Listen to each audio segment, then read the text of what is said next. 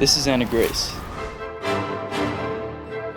Anna Grace and I had been dating for about 3 months when she got into this program which would take her to New York. It guaranteed her housing at a really nice NYU dorm for the summer, but she had to find an internship up there the whole time. Which meant that I, then a graduating senior, should probably not travel around like I'd been thinking, and instead go to New York with her. The problem was I had $20,000 in student debt, no job prospects, and it was a historically bad time to be trying to work in movies. There was still some work, not so much in Hollywood, but in commercial production and fashion media. Fun fact, fashion filmmaking is how Anna Grace and I met. If you're in America and you want to do fashion, New York is where you go.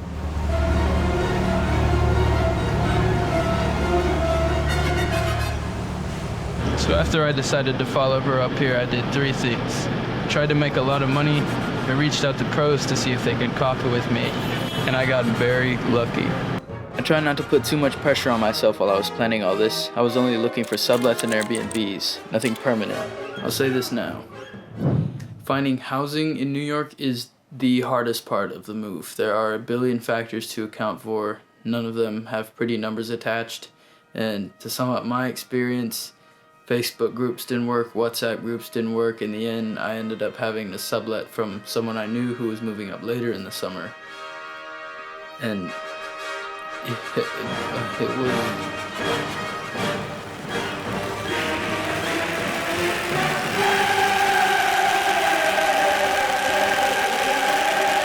I'm sorry, Harlem, but... While I was stressing about arranging housing, I tried to make money by doing what I wanted to do, but I focused on media-based work like helping on this cool documentary. I took a ton of grad photos, mooched off my parents, and here's what I mean when I say I got lucky. A poem I'd written in one of my English classes was chosen as the first place winner in this big poetry competition at my school, and the prize was shockingly hefty.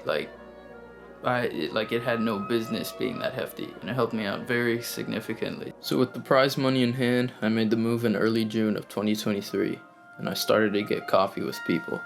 The coffee dates were cool. I didn't have too many of them, and of the ones I did have, only one of them indirectly led to some really cool opportunities for me. But here's what finally did get me something. It was pretty unlikely. I found an internship application for a small fashion media agency on Instagram. I sent them an email, showed them some of my work, and heard back the same day, which was surprising because it was the day before a big public holiday. It was great news. It was also the first red flag. I live with 3 other dudes now. This one is a friend from college. So is this guy. And this one is a family friend of the first. Roommate number 1 said something wise to me once, that everything we're doing now is what you have to do at some point to be able to have the privilege of working in a creative industry. And that is paying your dues. What I did in a nutshell was social media video production for influencers and brands. It started off as a fairly innocent, full-time, unpaid internship. It was a big transition just 1 month into my stay in the big city though. I suddenly had a commute. I was working a fully in-person 9 to 6, albeit an unpaid one, in the middle of Manhattan. It was a pretty grueling shift, but the work was dope, so I told myself I'm just paying my dues. I worked, I hung out with Anna Grace, I moved into a different room in Harlem, I got COVID for the first time, and at the end of July, I was offered a full-time job. It paid alright actually, much better than I'd been prepared to get for years as a starting filmmaker, so I made the choice to stay in New York. There was a problem with that. Since it was the end of the summer, Anna Grace's program was ending. That meant she had to go back home for her last semester. I went back with her for a couple weeks. I lived in the same house as my parents for what I knew was the last time, and I felt like it was all happening way, way too fast.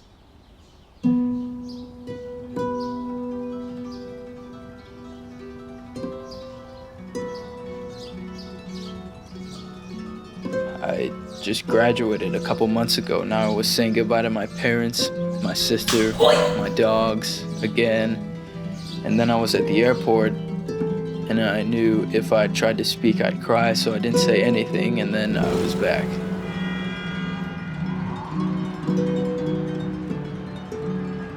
And those first couple weeks, living alone up here in a shoebox in Harlem, My girlfriend and everyone I knew 800 miles away, no friends really, in a very busy job in the middle of the noisiest city on earth. I mean, it was horrible.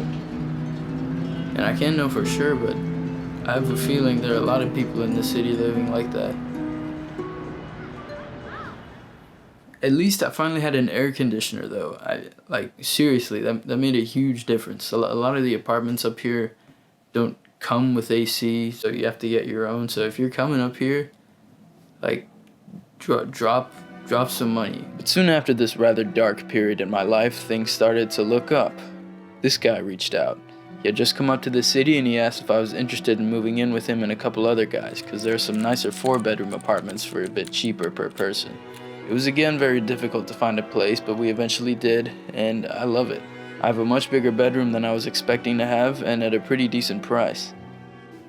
It wasn't all peachy yet though. She was getting worse at my job, and again I won't say too much, like, it was really cool in a lot of ways, but let's suffice it to say that the experience prompted a lot of questions for me, like what it is I originally set out to do. And when the freaking strike ended, it was like, what am I doing?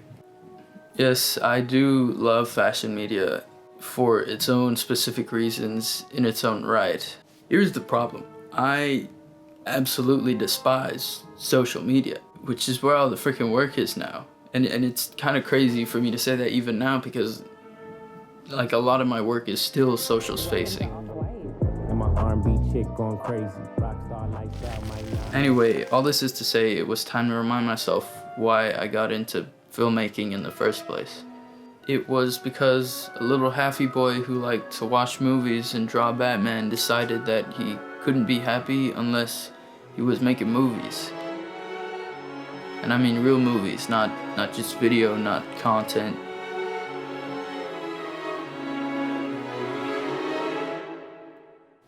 So I quit. After I quit, I went back to Georgia for a bit to see my family and Anna Grace. We hung out a lot, we went to this pumpkin patch, and I promised myself I'd try to do more narrative stuff in addition to fashion. Soon enough, a week had passed, and I went back. After all, I hadn't put in all this effort building a professional network, and the first semblances of a life appeared just to give up now. And plus, my name was on this lease. I use that so-called network, which is a gross, corporate-sounding word, but I use it to refer to my professional homies. And those pro homies got me onto a couple small independent short film sets as a grip. It was also pretty grueling work in a much different way, and honestly I knew it wasn't for me going in, but I did it to make some friends who were in this filmmaking world. And I did. By November, one of my biggest bro homies, who I'd met months before, hit me up with what is still one of my favorite jobs I've ever worked.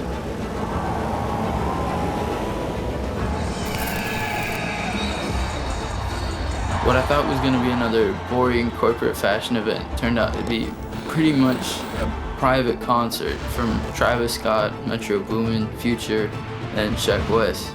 And this is probably the best night of my life. I mean, it was a great client, great time obviously. I got these crazy headphones. And as if that wasn't enough, on one of the first days of January I made a post. None other than Metro fucking Boomin himself slides into my DMs and asks for the video, so I give it to him. And he posts a video on all his platforms and tags me. And not in like a little way, like he tagged me. And it kind of blew up, not really because it's a particularly impressive video, but because playing in the background was a much hyped, unreleased song of his. In February, I got connected with this really cool agency that's very well established in the art and fashion world, and I've been doing a lot of stuff with them since.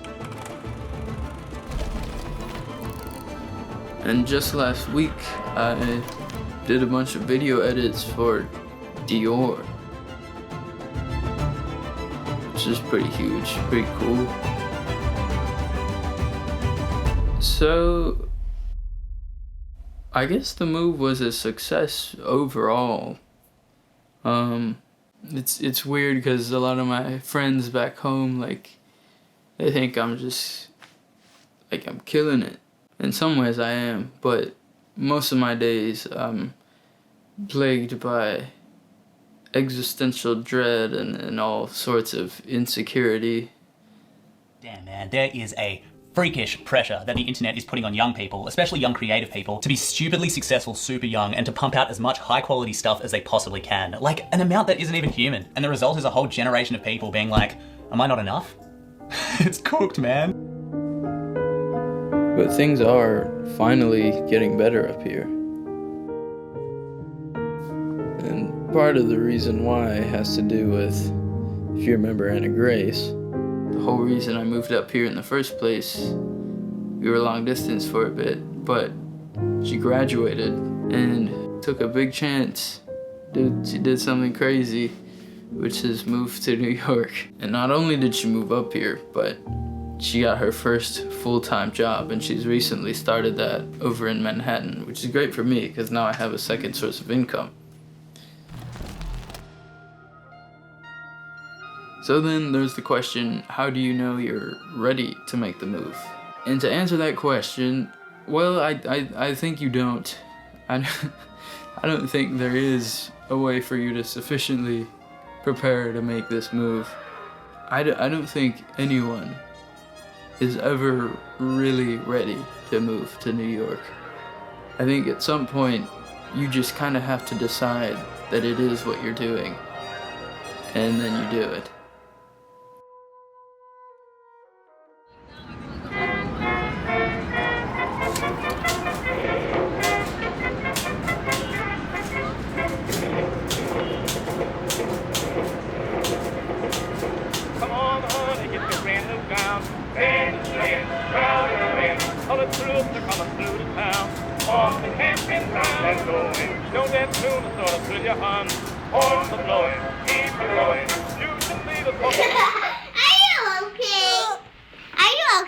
Photographer is okay.